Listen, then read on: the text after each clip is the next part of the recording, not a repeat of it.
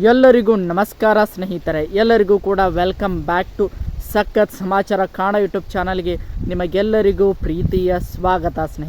ಸ್ನೇಹಿತರೆ big boss ಕಾಣ season 11 ಇವತ್ತು 9ನೇ ವಾರದಲ್ಲಿ ಬಿಗ್ ಬಾಸ್ ಮನೆಯಿಂದ ಹೊರಹೋಗಲು ಒಟ್ಟು 7 ಜನ ನಾಮಿನೇಟ್ ಆಗಿರುವಂಥ ವಿಚಾರ ನಿಮಗೆಲ್ಲರಿಗೂ ಕೂಡ ಗೊತ್ತಿದೆ. ಸ್ನೇಹಿತರೆ, ಈ 7 ಜನ ನಾಮಿನೇಟ್ ಆಗಿರುವಂಥ ಸ್ಪರ್ಧಿಗಳ ಪೈಕಿ ಯಾರು ಅತಿ ಹೆಚ್ಚು ಓಟ್ಗಳನ್ನು ಪಡೆದುಕೊಂಡಿದ್ದಾರೆ, ಅದರ ಜೊತೆಗೆ ಯಾರು ಅತಿ ಕಡಿಮೆ ಓಟ್ಗಳನ್ನು ಪಡೆದುಕೊಳ್ಳೋದರ ಮೂಲಕ ಡೇಂಜರ್ ಝೋನಲ್ಲಿದ್ದಾರೆ ಅಂತ ನಾನು ಈ ವಿಡಿಯೋದಲ್ಲಿ ನಿಮಗೆ ಸಂಪೂರ್ಣ ಮಾಹಿತಿಯನ್ನು ತಿಳಿಸ್ಕೊಡ್ತಾ ಹೋಗ್ತೇನೆ. ಸ್ನೇಹಿತರೆ, ಈ ಒಂದು ವೋಟಿಂಗ್ ರಿಸಲ್ಟ್ನ ಟೈಮಿಂಗ್ಸ್ ಬಂದು ಸ್ನೇಹಿತರೆ ನಿನ್ನೆ ಬುಧವಾರ ರಾತ್ರಿ 11 ಗಂಟೆಗೆ ವೋಟಿಂಗ್ ಲೈನ್ಸ್ಗಳು ಓಪನ್ ಆದವು. ನಿನ್ನೆ ಬುಧವಾರ ರಾತ್ರಿ 11 ಗಂಟೆಯಿಂದ ಇವತ್ತು ಬೆಳಿಗ್ಗೆ ಅಂದರೆ ಗುರುವಾರ ಬೆಳಿಗ್ಗೆ 6 ಗಂಟೆ ಅಂತಲೇ ಹೇಳ್ಬೋದು. ಈ ಒಟ್ಟು 7 ಗಂಟೆ ಅಂದ್ಕೊಳ್ತೀನಿ, 7 ಗಂಟೆಯ ಅವಧಿಯ ಒಂದು ವೋಟಿಂಗ್ ರಿಸಲ್ಟ್ ಇದಾಗಿರ್ತದೆ. ಸ್ನೇಹಿತರೆ, ಈ 7 ಗಂಟೆಯ ಅವಧಿಯಲ್ಲಿ ಈ 7 ಜನ ನಾಮಿನೇಟ್ ಆಗಿರುವಂಥ ಸ್ಪರ್ಧಿಗಳ ಪೈಕಿ ಯಾರು ನಂಬರ್ 1 ಇದ್ದಾರೆ, ಯಾರು ಡೇಂಜರ್ ಝೋನಲ್ಲಿ ಇದ್ದಾರೆ ಅಂತ ಎಲ್ಲದರ ಸಂಪೂರ್ಣ ಡೀಟೇಲ್ಸನ್ನು ನೋಡ್ತಾ ಹೋಗೋಣ. ಸ್ನೇಹಿತರೆ, ಅದಕ್ಕೋಸ್ಕರ ನಮ್ಮ ಚಾನಲ್ಗೆ ಸಬ್ಸ್ಕ್ರೈಬ್ ಮಾಡ್ಕೊಂಡಿಲ್ಲ ಅಂದರೆ ಎಲ್ಲರೂ ಕೂಡ ಚಾನಲ್ಗೆ ಸಬ್ಸ್ಕ್ರೈಬ್ ಮಾಡಿಕೊಂಡು ಸಪೋರ್ಟ್ ಮಾಡಿ. ಸ್ನೇಹಿತರೆ, ಬನ್ನಿ ಸ್ನೇಹಿತರೆ ವಿಡಿಯೋನ ಶುರು ಮಾಡೋಣ.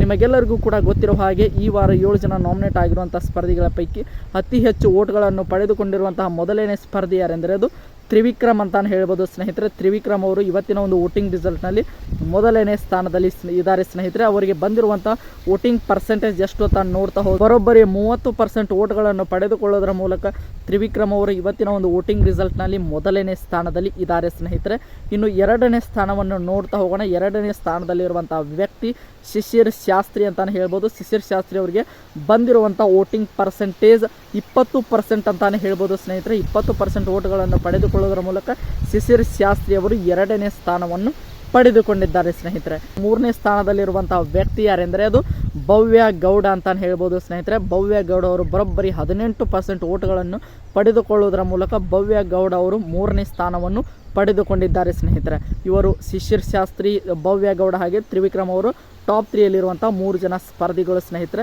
ಇನ್ನು 4ನೇ ಸ್ಥಾನವನ್ನು ನೋಡ್ತಾ ಹೋಗೋಣ. 4ನೇ ಸ್ಥಾನದಲ್ಲಿರುವಂಥ ಸ್ಪರ್ಧಿ ಯಾರೆಂದರೆ ಅದು ಐಶ್ವರ್ಯ ಸಿಂಧೋಗಿ ಅಂತಾನು ಹೇಳ್ಬೋದು. ಸ್ನೇಹಿತರೆ, ಐಶ್ವರ್ಯ ಸಿಂಧೋಗಿ ಅವರು ಬರೋಬ್ಬರಿ 10% ಓಟ್ಗಳನ್ನು ಪಡೆದುಕೊಳ್ಳೋದರ ಮೂಲಕ ಇವತ್ತಿನ ಒಂದು ವೋಟಿಂಗ್ ರಿಸಲ್ಟ್ನಲ್ಲಿ 4ನೇ ಸ್ಥಾನವನ್ನು ಪಡೆದುಕೊಂಡಿದ್ದಾರೆ. ಸ್ನೇಹಿತರೆ, ಇನ್ನು 5ನೇ ಸ್ಥಾನದ ವಿಚಾರಕ್ಕೆ ಬರೋಣ. 5ನೇ ಸ್ಥಾನದಲ್ಲಿರುವಂಥ ವ್ಯಕ್ತಿ ಯಾರೆಂದರೆ ಅದು ಬೇರೆ ಯಾರು ಅಲ್ಲ ಸ್ನೇಹಿತರೆ, ಶೋಭಾ ಶೆಟ್ಟಿ ಅಂತಾನು ಹೇಳ್ಬೋದು. ಶೋಭಾ ಶೆಟ್ಟಿ ಅವರು ಬರೋಬ್ಬರಿ 8% ಓಟ್ಗಳನ್ನು ಪಡೆದುಕೊಳ್ಳುವುದರ ಮೂಲಕ ಇವರು 5ನೇ ಸ್ಥಾನವನ್ನು ಪಡೆದುಕೊಂಡಿದ್ದಾರೆ. ಸ್ನೇಹಿತರೆ, ಇನ್ನು 6 ಮತ್ತು 7ನೇ ಸ್ಥಾನದಲ್ಲಿರುವಂಥ 2 ಜನ ಸ್ಪರ್ಧಿಗಳು ತುಂಬಾ ಡೇಂಜರ್ ಝೋನಲ್ಲಿ ಇರುವಂಥ ಸ್ಪರ್ಧಿಗಳು ಅಂತಾನು ಹೇಳ್ಬೋದು. ಸ್ನೇಹಿತರೆ, ಇವರಿಗೆ ಬರೋಬ್ಬರಿ ಇಬ್ಬರಲ್ಲಿ ಯಾರೋ ಒಬ್ಬರು ಹೊರ ಹೋಗುವಂಥ ಸಾಧ್ಯತೆ ತುಂಬಾ ಜಾಸ್ತಿ ಇದೆ. ಸ್ನೇಹಿತರೆ, ಮೊದಲನೇದಾಗಿ ಚೈತ್ರ ಕುಂದಾಪುರ ಅಂತಾನು ಹೇಳ್ಬೋದು. ಚೈತ್ರ ಕುಂದಾಪುರ ಅವರು 6ನೇ ಸ್ಥಾನವನ್ನು ಪಡೆದುಕೊಂಡಿದ್ದಾರೆ. ಸ್ನೇಹಿತರೆ, ಇವರಿಗೆ ಬಂದಿರುವಂಥ ವೋಟಿಂಗ್ ಪರ್ಸೆಂಟೇಜ್ 7% ಅಂತಾನು ಹೇಳ್ಬೋದು. 7% ಓಟ್ಗಳನ್ನು ಪಡೆದುಕೊಳ್ಳೋದ್ರ ಮೂಲಕ ಚೈತ್ರ ಕುಂದಾಪುರ ಅವರು 6ನೇ ಸ್ಥಾನವನ್ನು ಪಡೆದುಕೊಂಡಿದ್ದಾರೆ. ಇನ್ನು ಕೊನೆಯ ಸ್ಥಾನ ನೋಡ್ತಾ ಹೋಗೋಣ. ಸ್ನೇಹಿತರೆ, ಕೊನೆಯ ಸ್ಥಾನದಲ್ಲಿ ಇರುವಂಥ ಸ್ಪರ್ಧಿ ಯಾರೆಂದರೆ ಅದು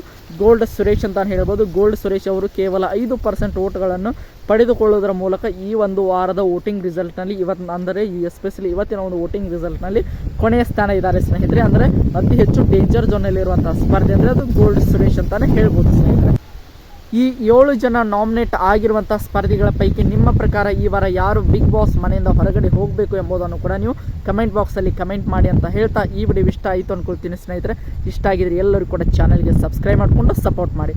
ಮತ್ತೆ ಮುಂದಿನ ವಿಡಿಯೋದೊಂದಿಗೆ ನಿಮ್ಮ ಜೊತೆಗೆ ಸಿಗ್ತೀನಿ ಅಂತ ಹೇಳ್ತಾ ಎಲ್ಲರಿಗೂ ಕೂಡ ಧನ್ಯವಾದಗಳು. ಹೀಗೆ ಸಪೋರ್ಟ್ ಮಾಡಿ.